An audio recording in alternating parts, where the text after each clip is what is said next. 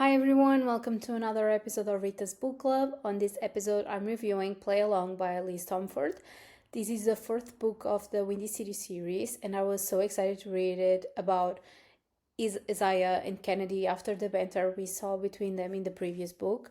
It always felt like there was so much more there, and I wanted to know what was going to happen. Kennedy is the only woman on staff for the Windy City Warriors, and after years of putting up with a sexist lead doctor, she is desperate to land her dream job for a new team next year. All she has to do is maintain her professional reputation for her final season in Chicago. But a Las Vegas run-in with the team's shortstop threatens it all, leaving her with a funny memory and a ring on her left hand. Now, not only is she legally bound to the most persistent man ever, but thanks to Isaiah's scheme to save her job, she has to pretend the whole thing was a planned elopement and not a drunken mistake. Isaiah Rhodes is reckless, impulsive, and frustratingly charming. He's had his fair share of fun, but that all ended the day Kennedy Kay became a single woman. He's crushed on the team's athletic trainer for years. He's flirted to no avail. So imagine his surprise when he woke up in the Sin City with a ring on his finger and his favorite redhead in bed. They agreed to stay married for one baseball season, just long enough to keep her job safe, but in his mind, he's using their time together to prove to her that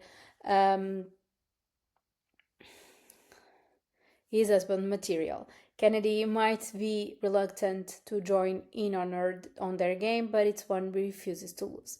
As I previously said, when I finished reading Caught Up, I really wanted to read Isaiah's story and learn more about him. He seemed so interesting, and there was something more than met the eye. He is portrayed as the fun guy that doesn't take anything seriously, and things don't bother him so much. But from the interactions he had with Kai and even little Max, I knew there was much more to learn about him, and I'm so glad that I wasn't wrong. In a way, it was Kennedy that brought that side of him out of the shell. In order to try and show her who he truly was and how he was the perfect man for her, he showed his true colors, how sweet and dedicated to his family and friends he was, his brotherly relationship with Kai, and how they were everything for each other. But also how understanding he was, always so attuned with Kennedy and what she needed, a friend, a sexy boyfriend, or a sweet husband. He was always so supportive of her in her dreams and honestly one perfect husband. I was also completely obsessed with Kennedy. I loved how independent and sure of her passion and professional life she was, but also how she needed help in other aspects of her life. She was a bit shielded in her childhood, but I liked how she always knew what she wanted to do. She just needed to get more comfortable, to feel her feelings, and to feel comfortable with who she was and with others around her. She needed to be a bit more chill with friends and the team, but she also needed to stand up to herself. I think that she did that. Her own story changed, and she opened her eyes for Isaiah. These two on the page were so electric. The chemistry and the flirt between them was always there from the very first moment we see them on page in Caught Up. But it was so nice to see them get deeper with each other. Kennedy didn't really knew who Isaiah truly was as a person, and it was so emotional to see her get to know him and learn how sweet and considerate he was. An important aspect of the story to me was Kennedy's plot dealing with a misogynist boss. She was made feel less than who she truly was. It was heartbreaking seeing her deal with it, because so many of us, women, still have to deal with things like that.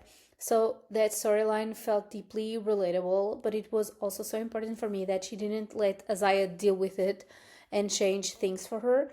She had to take that step, and it was a joy to see Reese, her future boss, see the signs and change her situation.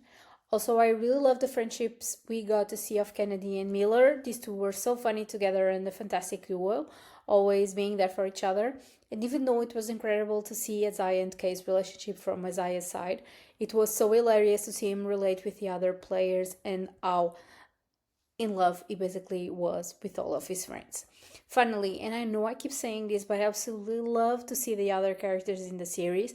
I love the Sunday family dinners dynamic and how they are always there for each other. It's really a joy to see it on the page. So basically, I've read all the books in the series, even in our own league, and I'm so sad for the ending of the series. This author already announced a new one based in a few characters we meet in Rewind It Back, so I'm excited to read those. As always, you can like, comment, and subscribe to my channel. You can also follow me on Instagram at ritasbookclub for more content. Thanks for watching. I'll see you next week. Happy reading!